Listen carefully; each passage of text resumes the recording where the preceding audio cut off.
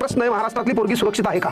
शाळेत गेल्याच्या नंतर घरामध्ये असणारा बाप आहे, तो बाप रथावर दगड ठेवला की माझी पोरगी सुखरूप घरी येईल का? कारण महाराष्ट्रातला कुठलाही पेपर उघडला, पेपरचं कुठलंही पान उघडलं की त्यावर बलात्कार आहे, त्यावर खंडणी आहे, त्यावर मर्डर आहे, चाकूचा हल्ला आहे. सुरक्षित लेख घरी नाही, सुरक्षित लेख ऑफिसमध्ये नाही, सुरक्षित लेख शाळेमध्ये नाही, ती सुरक्षित लेख इव्हन गर्भात पण नाही. मग प्रश्न आहे, या देशात स्त्री पुरुषांच्या बरोबर चालली, खांद्याला खांदा देऊन चालली, हे केवळ भाषणात बोलायचं का?